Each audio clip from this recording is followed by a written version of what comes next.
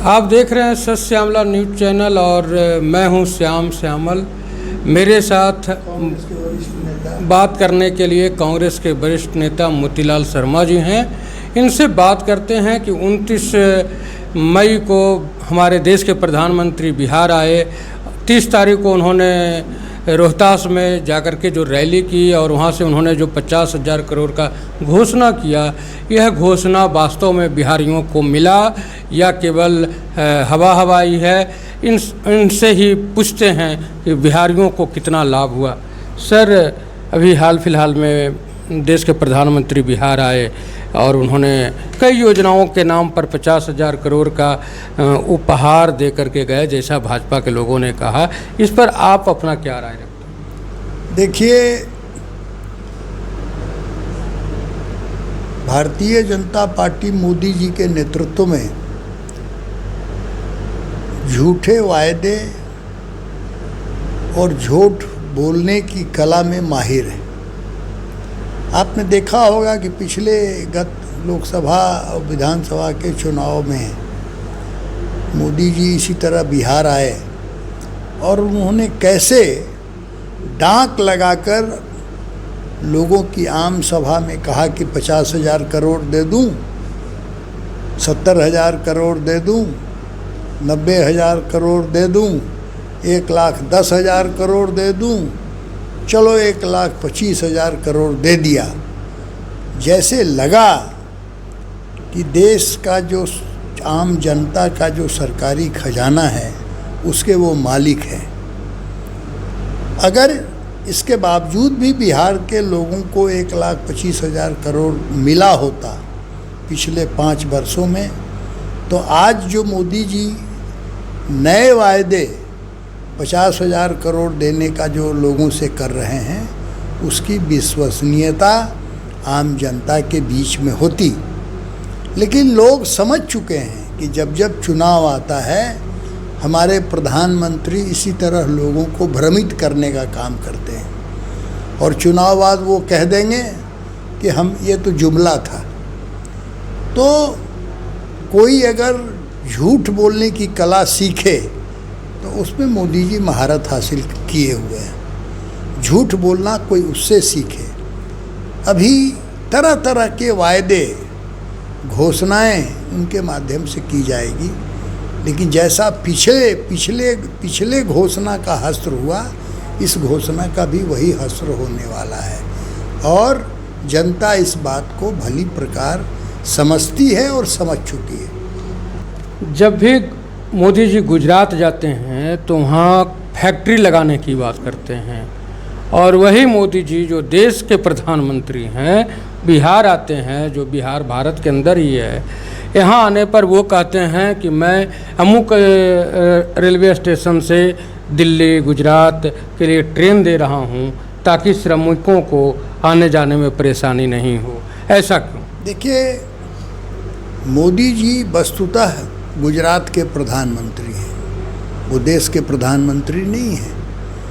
देश के प्रधानमंत्री होते हुए भी वो देश के प्रधानमंत्री ऐसे लगते नहीं।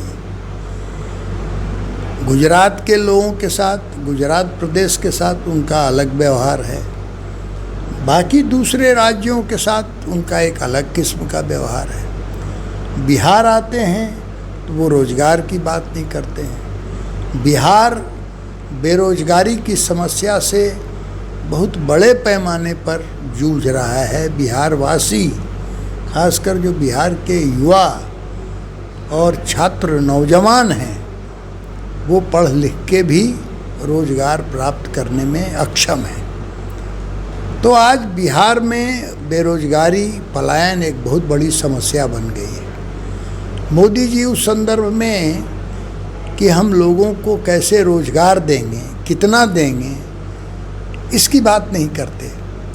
वो नए ट्रेनों का उद्घाटन करते हैं, नए एयरपोर्ट्स का उद्घाटन करते हैं, शिलान्यास करते हैं, जिससे बिहार के मजदूरों को गुजरात में जाने की सुविधा प्राप्त हो। जहाँ तक कारखाने लगाने की बात है, बड़े बड़े जो स्कीम्स हैं भारत सरकार के, वो गुजरात में उसका क्रियान्वयन किया जाना, उद्योग धंधे लगाना, नई नई टेक्नोलॉजी जो पश्चिम से भारत आयातित होता है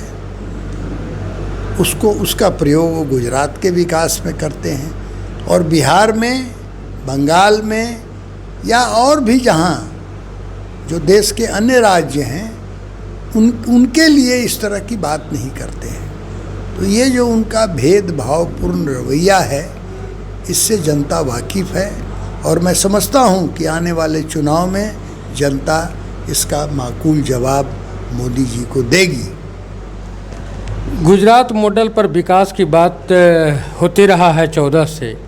गुजरात में 17 एयरपोर्ट और बिहार में केवल 4। इस तरह 4 से 5वां बनाने का भी प्रयास शायद मोदी जी इस काल में करें। और एक तरफ अनाउंस करते हैं कि हवाई चप्पल पहनने वाले लोग हवाई जहाज़ चढ़ेंगे, तो सर क्या यह संभव है? आप इस बात से ये अंदाज़ा लगा सकते हैं कि मोदी जी किस तरह से लोगों को भ्रमित करते हैं झूठ बोलकर। उन्होंने एक समय कहा था कि हम एयर कनेक्टिविटी है ना इतना बढ़ा देंगे और दाम को इस तरह से नियंत्रित रखेंगे कि आम आदमी भी, हवाई चप्पल पहनने वाला आदमी भी हवाई जहाज़ से सफ़र कर पाएगा। लेकिन इसका प्रभाव उलट हुआ है। आज एयर टिकट्स के दाम 5 गुना 6 गुना बढ़े हुए हैं। एयर से मिडिल क्लास के लोगों का भी सफ़र करना दूभर हो गया है, कठिन हो गया है। तो गरीब लोगों की क्या बात है? हवाई चप्पल पहनने वाला कैसे हवाई जहाज़ में सफ़र कर सकता है? तो मेरा ये कहना है कि भारतीय जनता पार्टी मोदी जी के नेतृत्व में और ख़ासकर मोदी जी लोगों को झूठ बोलकर भ्रमित करने का काम बंद करें और इसका जवाब अगले आने वाले लोकसभा चुनाव में, आसन्न बिहार विधानसभा के चुनाव में मोदी जी को इसका जवाब जनता की ओर से मिलेगा।